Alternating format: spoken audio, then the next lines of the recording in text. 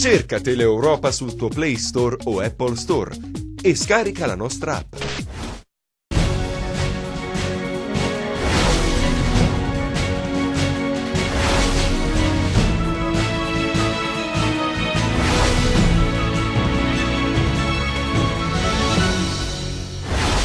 Il ministro Centinaio in visita in Calabria parla delle potenzialità dell'agricoltura del sud, bacchetta l'Agea responsabile per i ritardi nei pagamenti e lancia la Lega per le regionali. Correremo per vincere. Scoperta dei finanzieri a Palmi, una presunta organizzazione che avrebbe distratto fondi dal sindacato utilizzandoli come bancomat personale per l'acquisto di automobili, viaggi all'estero, gioielli e immobili, sequestrati i beni agli indagati per 4,5 milioni di euro. I dipendenti del gruppo Marrelli hanno occupato la sede di Palazzo Alemanni che ospita gli uffici del commissario alla sanità. Andremo avanti fino a quando non si risolverà la nostra vicenda. Continuano a denunciare la situazione di stallo in cui versano i docenti di sostegno che hanno fatto domanda di assegnazione provvisoria nella provincia di appartenenza. Sit-in di protesta dei cittadini che chiedono la messa in sicurezza del torrente Budello prima che si ripetano le criticità degli anni scorsi. Buonasera dalla redazione del TG10, il Ministro per le politiche agricole Gianmarco Centinaio in visita in Calabria ha parlato di caporalato, di pagamenti bloccati, delle politiche appunto agricole per rilanciare anche il comparto in Calabria. Si è presa con l'Agea per il ritardo nei pagamenti, ha detto stiamo pagando adesso le assicurazioni e poi ha lanciato anche la Lega nella nostra regione dicendo correremo per vincere, ma sentiamo. Tour calabrese per il ministro delle politiche agricole Gianmarco Centinaio. Prima tappa Lamezia Terme, una visita per conoscere da vicino l'agricoltura calabrese, per analizzare le sue potenzialità di sviluppo, ma anche per affrontare i problemi che interessano il settore, ad iniziare dai pagamenti. Io penso che il problema, e lo sottolineo problema Agea, sia il problema principale in questo momento per l'agricoltura italiana. Immediatamente da quando mi sono insediato ho detto che la risoluzione di questa problematica era all'ordine del giorno. Abbiamo istituito una commissione di tecnici specializzati per quanto riguarda le ristrutturazioni aziendali per cercare di capire se Agea è in grado di dare la risposta che meritano gli agricoltori italiani. In queste settimane abbiamo iniziato a effettuare i pagamenti per quanto riguarda la parte delle assicurazioni. Pensate che ci sono pagamenti bloccati ancora dal 2015, quindi vuol dire che ci sono agricoltori che aspettano i loro soldi dal 2015. Inevitabile poi un passaggio su San Ferdinando e i migranti sfruttati per la raccolta delle arance. Quello del caporalato è un problema però che riguarda tutto lo stivale. Il caporalato forse serve a qualcuno, forse. Avere degli schiavi forse serve a qualcuno, ma non serve al sistema Italia. Io da italiano ho sempre detto che non voglio vivere in uno Stato dove ci sono gli schiavi. Dei temi legati all'agricoltura a quelli più strettamente politici, lo sguardo è rivolto verso le prossime regionali e Centinaio lancia la sfida della Lega in Calabria. Diciamo che noi non siamo per quello che diceva De Coubertin. A me non interessa partecipare, io voglio vincere e di conseguenza alle prossime elezioni voglio vincere. Le domande dei cronisti poi riguardano le alleanze. La Lega correrà da sola, rinnoverà il patto col centrodestra oppure riproporrà lo schema di governo con i 5 Stelle? Su questo il ministro non si sbilancia. Quello lo decideranno i leader, io sono solo il ministro dell'agricoltura. Avrebbero distratto fondi al sindacato, sono stati sequestrati beni per oltre 4,5 milioni di euro, con i fondi sottratti, usati come bancomat personale, avrebbero acquistato automobili, viaggi all'estero, ma anche gioielli e immobili. Sentiamo. Ti rivolgi ad un CAF e sei tranquillo circa il fatto che la tua posizione fiscale sia in buone mani. Un pensiero legittimo, considerata l'efficienza e la trasparenza di molti di questi centri di consulenza, anzi di assistenza per attenersi alla giusta denominazione. Assistenza uguale tutela, ma può capitare talvolta l'eccezione e nel caso conviene fare attenzione, prevenendo e preinformandosi circa la serietà del CAF a cui ci si rivolge. La Procura di Palmi e la Guardia di Finanza della città tirrenica hanno aperto un'indagine su decine di titolari di vari CAF. L'accusa è di truffa che avrebbe complessivamente fruttato qualcosa come 5 milioni di euro. Infatti, secondo l'accusa, i responsabili del CAF hanno omesso di versare regolarmente le quote destinate all'INPS relative alle singole posizioni degli assistiti e le quote associative. I soldi distratti sono stati utilizzati per viaggi, esigenze personali e per finanziare, e c'è anche l'accusa di attività abusiva finanziaria, un bar, un ristorante, un centro fisioterapico e addirittura la squadra di calcio US Palmese militante in Serie D. Il GIP di Palmi, su richiesta del procuratore capo Ottavio Sferlazza e del suo sostituto Anna Pensabene, ha disposto il sequestro dei soldi, ma anche di un terreno, di 2 fabbricati e di diverse attività commerciali e associazioni sindacali e ovviamente dei patrimoni a queste ultime riferibili. L'indagine è stata davvero complessa e ora si aspetta di sapere quali saranno gli sviluppi. I dipendenti del gruppo Marrelli hanno occupato la sede di Palazzo Alemanni che ospita gli uffici del commissario della sanità. Andremo avanti fino a quando non si risolverà la nostra vicenda, hanno detto. Ancora una volta i dipendenti del Marrelli Hospital protestano contro le decisioni del commissario Scura. Il budget assegnato al polo sanitario di Crotone mette a rischio circa 300 posti di lavoro e così oggi sono state chiuse le strutture del gruppo e circa 200 dipendenti hanno raggiunto Catanzaro per chiedere di incontrare il commissario alla sanità. A Palazzo Alemanni però questa mattina la porta del commissario era chiusa e così i lavoratori hanno attuato un nuovo presidio. Siamo qui, siamo da chiedere di permetterci al commissario Scura di lavorare. L'anno scorso ci ha fatto lavorare soltanto 4 mesi, quest'anno siamo arrivati a 8, ma con l'azienda che ha fatto grossissimi sacrifici, addirittura abbiamo fatto anche prestazioni gratis proprio per non far perdere il servizio sanitario ai cittadini crotonesi e calabresi e non solo. C'è rabbia e amarezza per le promesse non mantenute, così dicono il territorio rischia di perdere un importante presidio sanitario che, sottolineano, ha contribuito con le prestazioni erogate ad abbattere le liste d'attesa. Ma voi sapete che a Crotone chi non ha i soldi per andare a curarsi a Milano muore?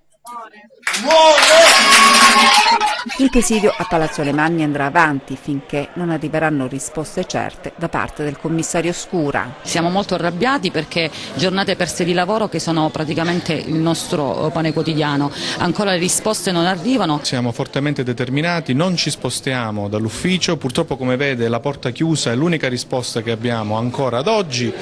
Questa persona che ha la responsabilità della sanità in questa regione ci deve delle risposte. Una settimana fa la protesta davanti al provveditorato agli studi di Cosenza, oggi una delegazione di docenti costretti a migrare al nord ci hanno raggiunto i nostri studi e ha voluto ribadire le richieste e sottolineare la situazione di stallo che sono costretti a subire. Chiedono chiarezza e celerità ai docenti di sostegno e sulle discipline che 7 giorni fa hanno protestato davanti all'ATP e che ad oggi non hanno avuto risposte concrete in merito alle domande di assegnazione provvisoria per rientrare nella provincia d'appartenenza. Il fulcro è proprio questo, quello di avere dei tempi rapidi nell'esecuzione di questa procedura di assegnazione perché dal mancato rispetto di questi termini che poi sono stati dettati dal MIUR, il termine lo sappiamo tutti era il 31 agosto, e da qui dipende una serie di problematiche, discende il problema delle scuole che si troveranno senza personale docente, parliamo in generale anche proprio del personale docente, in particolare dei docenti di sostegno, ma anche dei curriculari, sono in numero inferiore ma anche per loro vale la stessa cosa. Ovviamente il sostegno è una questione più di rilievo perché parliamo di ragazzi con problematiche che si trovano da soli in classe senza il supporto del docente di sostegno. E questo ovviamente è un problema per i dirigenti che devono fare tutte le operazioni di gestione preliminari all'inizio delle lezioni, e delle famiglie che mandano i loro figli a scuola e non si trovano affiancati appunto dai docenti. Di noi docenti che siamo costretti avendo la sede di titolarità al nord, a partire, lasciare le nostre famiglie, i nostri figli con tutto ciò che ne consegue, e una spendita di denaro che non è indifferente. Donne e uomini che vivono l'incertezza di dover abbandonare i propri affetti e che chiedono con fermezza soluzioni immediate. I posti ci sono e fra poco più di una settimana le lezioni prenderanno il via. Noi abbiamo fatto prima della fine dello scorso anno scolastico un censimento per le scuole e sappiamo che all'incirca quanti sono i posti, ci sono posti, sono all'incirca 420 posti, anche forse qualcosa in più, quindi il numero è importante. Nelle proteste fatte nei giorni precedenti è passato un concetto forse sbagliato: per rispettare un nostro diritto calpestiamo quello altrui. Noi ringraziamo i colleghi che come noi siamo stati assegnati fino al 31/08 a un istituto scolastico, loro sono stati distaccati presso il provveditorato di Cosenza, quindi noi rispettiamo i nostri diritti e anche i loro, quindi non avremmo mai potuto richiedere un rispetto di un nostro diritto a danno di un loro, quindi siamo ben consci, e lo diciamo anche ai nostri studenti che ci stanno guardando, che i diritti sono tali e valgono in tutte le direzioni, quindi valgono i nostri così come valgono quelli dei colleghi dell'ATP, quindi non intendiamo assolutamente prestare a nessuna strumentalizzazione, perché siamo persone serie, siamo educatori e formatori. Al via a Catanzaro il 28° congresso dei genetisti forensi italiani, l'auditorium dell'Università Magna Grecia, esperti provenienti da Italia e estero hanno evidenziato l'importanza delle nuove tecnologie utilizzate nella lotta al crimine.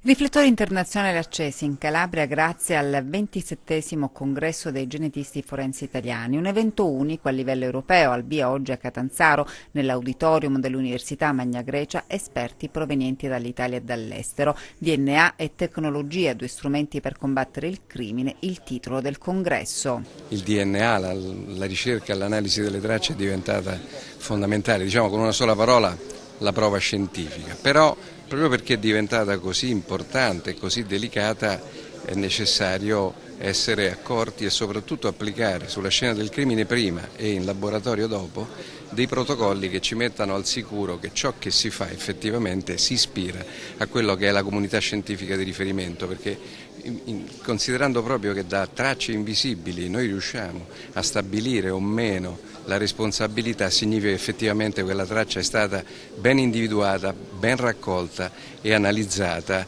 evitando possibili errori. Tra i relatori anche l'ex direttore dei laboratori dell'FBI che si è soffermato sull'evoluzione della genetica forense. Le nuove tecnologie, la possibilità di sequenziare tutto il genoma umano, la possibilità di utilizzare il machine learning per inferire delle informazioni è quello che sarà possibile fare nel futuro. Un confronto tra esperti dunque sulle tecniche di indagini, sui progressi fatti e sulle prospettive future. Il fatto di essere riuscito a organizzare un convegno così importante proprio in Calabria vuol dire che è migliorata la qualità dell'offerta formativa in Calabria, vuol dire che c'è gente credibile anche a Catanzaro che è in grado di interagire ed interloquire con scienziati di tutto il mondo proprio per poter migliorare la tecnica di indagine, per migliorare la possibilità attraverso scienze, attraverso specializzazione e segmenti di una determinata materia nel risultato, per arrivare poi al risultato finale che sia sempre più di prova e non di indizio all'interno del processo. Torniamo a parlare di sbarchi dopo quello di ieri a Bovalino, del 1° settembre a Crotone, individuati ed arrestati gli scafisti. Sono in tutto 10 migranti di nazionalità irachena, fra cui 2 donne e 3 bambini sbarcati a Bovalino nella Locride. I migranti sono arrivati ieri pomeriggio a bordo di una barca a vela di circa 10 metri, condotta da alcuni scafisti che poi si sono allontanati. Sono state alcune telefonate ad allertare le autorità competenti dello sbarco. I clandestini erano stati bloccati e ancora raggruppati sulla battigia dal personale del commissariato di Bovalino. Successivamente sono stati portati in un locale messo a disposizione dal comune per le prime cure e l'identificazione ed in seguito, su disposizione della prefettura di Reggio Calabria, sono stati trasferiti ed ospitati in un centro di accoglienza della città dello Stretto. Alcune ore dopo lo sbarco i finanzieri della sezione navale del gruppo di Locri sono riusciti a rintracciare a largo delle coste ioniche reggine la barca a vela quella sulla quale avevano viaggiato i migranti, a bloccare i 2 scafisti che erano a bordo. Anche a Crotone la squadra mobile ha arrestato 2 cittadini di nazionalità russa, sottoponendoli a fermo con l'accusa di favoreggiamento dell'immigrazione clandestina, in quanto ritenuti gli scafisti dello sbarco avvenuto il 1° settembre scorso a Isola Caporizzuto. Nell'occasione erano 32 migranti arrivati sulle coste calabresi a bordo di un veliero di 12 metri. Del gruppo facevano parte 27 pakistani e 5 bengalesi, fra loro anche 4 minori e 2 donne. Ai 2 fermati, un 28enne e un 30enne, viene contestato anche l'aver messo in pericolo la vita e l'incolumità dei migranti trasportati in condizioni inumane. Altre notizie, nei nostri 100 secondi, non solo cronaca, partiamo dai ponti. La sicurezza del viadotto Cannavino, meglio conosciuto come il ponte di Celico, del viadotto Canal Grande, indicato come il ponte di San Nicola Arcella, e dei ponti Emoli 1 ed Emoli 2, è stata l'argomento della riunione del Comitato operativo per la viabilità provinciale, presieduto da stamani dal prefetto di Cosenza Paola Galeone. Alle rassicurazioni fornite da ANAS in merito alla stabilità delle opere sulla viabilità statale, è scritto in una nota della prefettura, seguirà una implementazione dei sistemi di monitoraggio che saranno utili a fornire elementi per la progettazione in corso, oltre che per garantire maggiore presidio di sicurezza per gli utenti. In particolare per il Cannavino si è registrato l'impegno di ANAS a collaborare con le amministrazioni locali al fine di ottimizzare i percorsi alternativi, tenuto conto del periodo di chiusura totale del viadotto previsto a partire dalla prossima primavera e per un periodo di 8 mesi circa. La polizia ha sgomberato questa mattina a San Ferdinando un capannone industriale dismesso da anni e che nel tempo è stato occupato da centinaia di migranti che stazionano nella piana di Gioia Tauro per cercare un impiego nei campi per la raccolta degli agrumi. Il dispositivo è scattato dopo che l'autorità giudiziaria ha disposto la restituzione del manufatto ai proprietari, una famiglia di Gioia Tauro coinvolta in passato in inchieste giudiziarie che avevano portato anche al sequestro del capannone. Il giudice gli ha convalidato il fermo per aver rubato in 2 appartamenti e appena 6 ore dopo è stato nuovamente bloccato dalla polizia mentre tentava di introdursi in un altro appartamento. Un 33enne di Valle Fiorita nel tardo pomeriggio di ieri è stato visto da un cittadino mentre con fare sospetto si muoveva nei pressi di un appartamento sito nel quartiere Lido di Catanzaro. L'uomo ha avvertito il 113 e poi lo ha raggiunto per impedirgli la fuga, comportamento che ha consentito agli agenti delle volanti della questura di Catanzaro di bloccare il 33enne. E sempre a Gioia Tauro torniamo a parlare della protesta, un sit-in questa volta dei cittadini che chiedono la messa in sicurezza del torrente Budello prima che si ripetano gli eventi degli scorsi anni.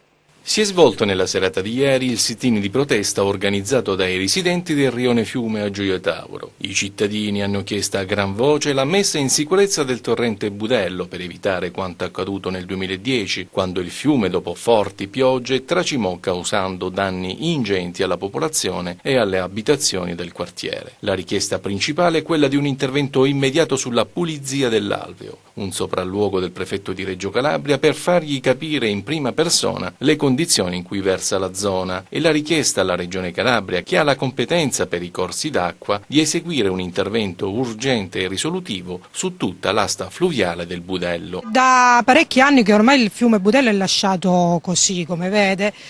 Penso che l'ultima pulizia l'ha fatta l'alluvione nel 2010. Per il resto nessuno ha mai provveduto a pulire questo fiume. Anzi, l'anno scorso e nel 2016 sono venuti quelli di Calabria Verde, ma hanno solamente tagliato la cima dei canneti, non sono intervenuti profondamente. Qua abbiamo vivo il ricordo di quello che è successo nel 2010, il 2 novembre del 2010. Tutto il rione Fiume allagato con gravi danni alle nostre abitazioni, anche morali più che altro. La notte non si dorme. Stiamo sempre in allerta.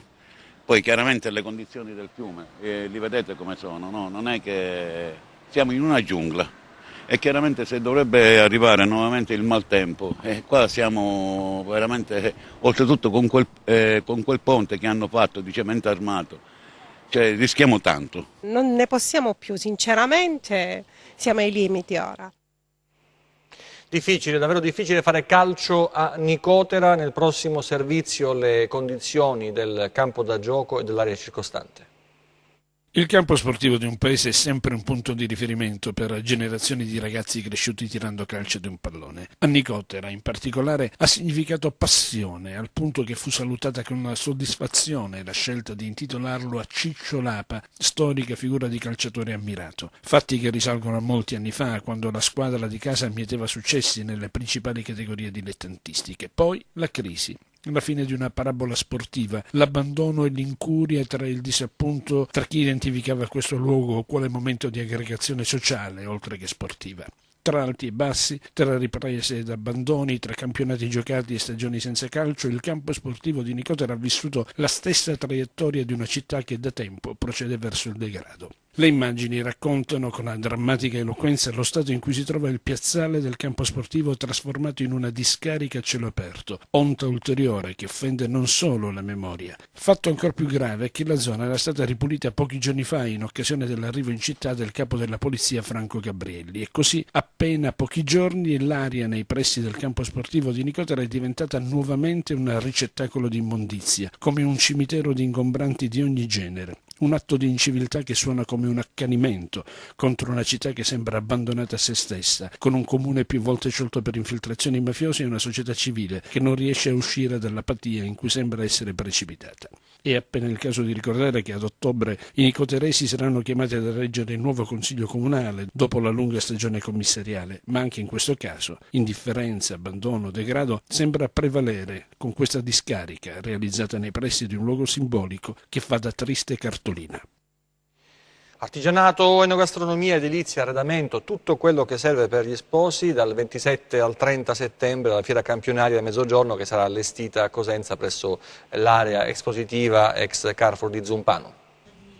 3 saloni tematici con 5.000 metri quadri espositivi e 250 aziende. Si tratta della Fiera Campionaria del Mezzogiorno che si svolgerà dal 27 al 30 settembre 2018 a Zumpano, presso l'area espositiva ex Carrefour. Calabria Sposi, la fiera è il più grande salone espositivo dedicato alle nozze, ormai protagonista della scena calabrese da oltre 15 anni, Mediterranea Food e Beverage, fiera del gusto e delle eccellenze enogastronomiche della Calabria, ed il Expo Calabria, il salone dell'edilizia e dell'arredamento che proprio a Cosenza ha trovato una nuova carica e dimensione grazie alle tante aziende del settore che con entusiasmo hanno aderito all'iniziativa. Oceani SRL e Camera di Commercio di Cosenza, con il patrocinio del Comune di Zumpano e dell'ente provincia, hanno organizzato l'evento tra i più attesi del Sud Italia. Per la promozione del territorio è un evento estremamente importante, anche perché la presenza di tante aziende di valore non può che essere un volano importante per lo sviluppo di questo territorio. Noi come ente provinciale siamo vicini a questo tipo di iniziative perché comprendiamo l'importanza di questi eventi, quindi è chiaro che faremo di tutto per promuovere, per sostenerle, per essere vicini alle associazioni che si propongono questi scopi. Straordinario e determinante il supporto offerto dalla Camera di Commercio di Cosenza alla manifestazione fieristica, che ha offerto un contributo pari al 50% dell'importo contrattuale per favorire la partecipazione delle aziende del territorio. Questa fiera raccoglie un po' 16 anni del nostro lavoro, dove organizzavamo delle fiere tematiche, dei saloni, quindi il salone della sposa, il salone dell'edilizia e il salone del gusto. Abbiamo deciso di lanciare e lanciarla proprio a Cosenza, questa prima fiera nazionale, è l'unica che è iscritta nel calendario nazionale delle fiere, l'unica calabrese. Partiamo da Cosenza perché pensiamo sia la città calabrese più importante in termini di aziende, in termini di visitatori. Pensiamo che un giudizio di questa fiera possa, da parte sia del pubblico che da parte delle aziende, possa dare una continuità proprio a questo marchio. Infatti ce ne saranno poi altre in cantiere in altri posti, quindi un trampolino di lancio. E adesso il meteo, le previsioni per le prossime ore.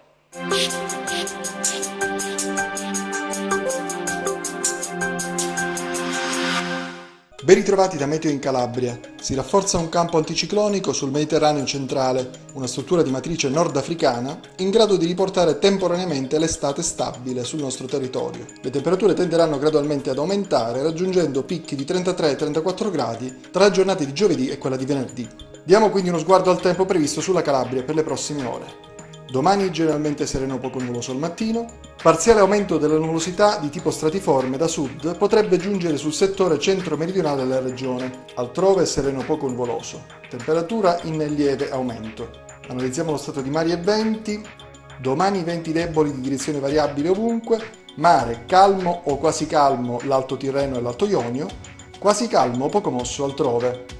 Prima di salutarci vi ricordo il nostro sito web www.meteoincalabria.it e la nostra pagina Facebook Meteo in Calabria. Il TG si chiude qui, ci vediamo nelle prossime edizioni, grazie per la vostra attenzione, arrivederci e buona serata.